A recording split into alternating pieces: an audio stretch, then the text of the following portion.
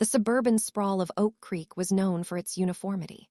The houses, clad in beige vinyl siding with neatly manicured lawns and identical oak trees planted uniformly in every front yard, projected an image of perfect, unremarkable domesticity. But behind the closed doors of 427 Elmwood Drive, the Henderson family was quietly tearing itself apart. Mark and Sarah had barely spoken in months, their interactions reduced to logistical exchanges about their teenage son, Leo.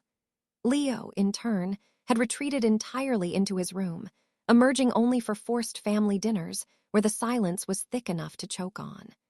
The house felt less like a home and more like a waiting room for a dissolution that seemed inevitable. It began with a simple envelope, plain white and unaddressed, slipped through the mail slot on a Tuesday afternoon. Sarah found it resting on the welcome mat. Inside was a single sheet of heavy, cream-colored parchment.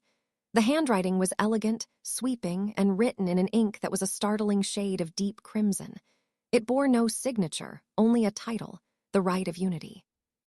At first, they dismissed it as a prank, a joke from a neighbor or perhaps an elaborate piece of junk mail. But as the week wore on and the oppressive silence in the house grew heavier, the parchment seemed to draw them in.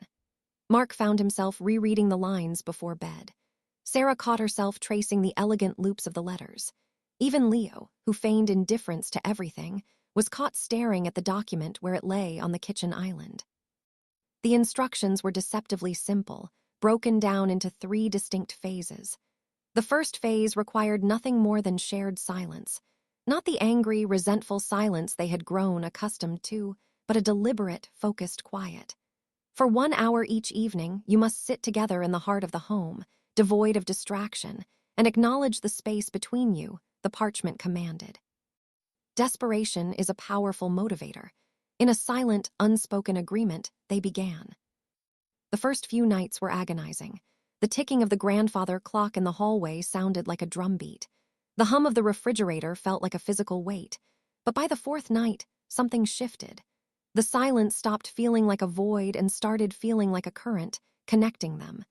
They began to notice the subtle, shared rhythms of their breathing. The tension that had coiled tight in their chests began to ease. It was on the 7th night, as they completed the final hour of the first phase, that the physical changes began. Sarah was the first to notice. As she stood up from the sofa, a sharp itch flared on the back of her hand. She scratched it absently, only to find a thin, papery layer of skin peeling away.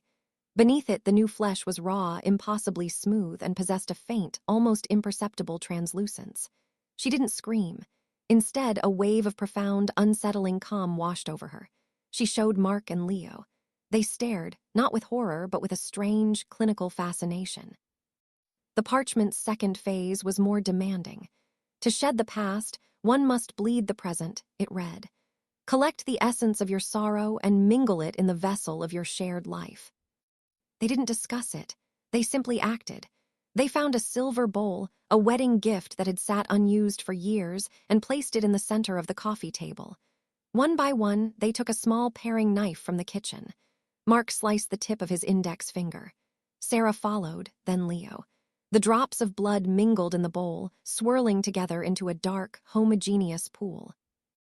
As the blood mixed, the peeling accelerated. It was no longer confined to small patches. Large strips of skin began to loosen, sliding off their bodies like the husks of cicadas. The shedding was painless, but the sensation was horrifyingly intimate.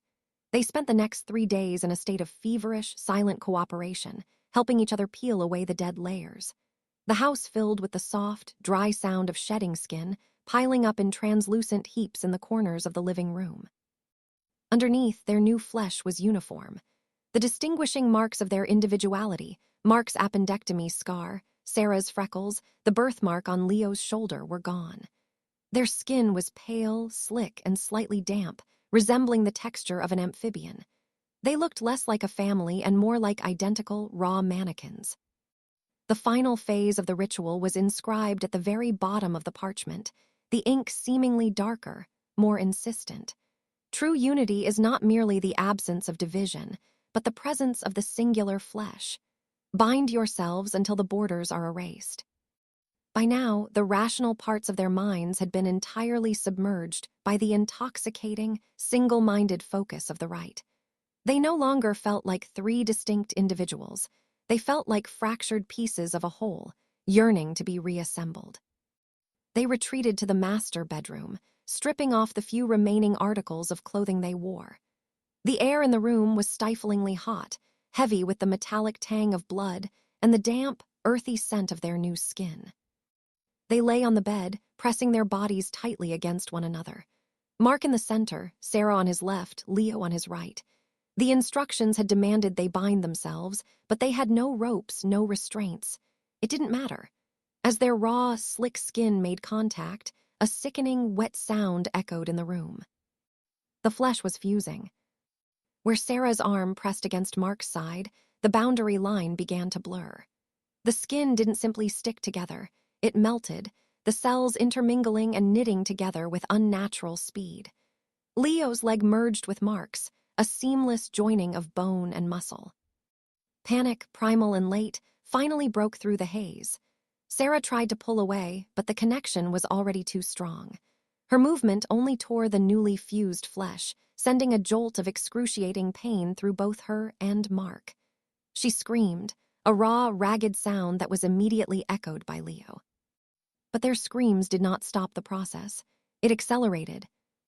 The fusing spread like a contagion. Their torsos melded into a single, massive trunk.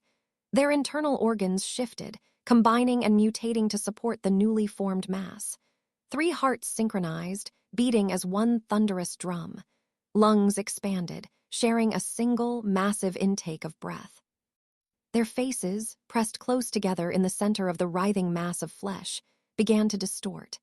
Noses flattened, mouths stretched wide, eyes merged into a cluster of panicked, blinking orbs. They were trapped, horrifyingly aware of their shared agony, unable to look away from the monstrous amalgamation they were becoming. The shedding continued, but now it wasn't just skin. Bones snapped and reformed beneath the surface, creating a new, grotesque skeletal structure. Extra limbs, no longer needed for individual movement, withered and were reabsorbed into the central mass. Hours passed, or perhaps days. Time had lost all meaning in the claustrophobic nightmare of their shared existence. The house was entirely silent, save for the wet, squelching sounds of the transformation and the occasional, unified moan of pain. When it was finally over, the entity that lay on the ruined bed bore no resemblance to the Henderson family. It was a massive, undulating mound of pale, slick flesh, dotted with a random assortment of eyes and mouths. It possessed no discernible front or back, no up or down. The entity shifted, its multiple limbs testing their new, shared coordination. It was clumsy, heavy, dragging itself across the blood-soaked mattress. It felt a profound, horrifying sense of completion. The isolation was gone. The silence was filled with the constant, deafening hum of their shared consciousness. It dragged itself to the bedroom window, its many eyes peering out at the uniform houses of Elmwood Drive. The sun was setting, casting long, identical shadows across the identical lawns. The entity pressed a slick, featureless appendage against the glass. It felt the cool surface, a stark contrast to its own burning, unnatural heat. It opened one of its many mouths and let out a sound, a low, resonant vibration that was a twisted mockery of a sigh. The rite of unity was complete. They were finally, horrifyingly, one. And as the entity looked out at the silent, separated houses, a new, singular thought formed in its collective mind. It was time to share the ritual with the neighbors.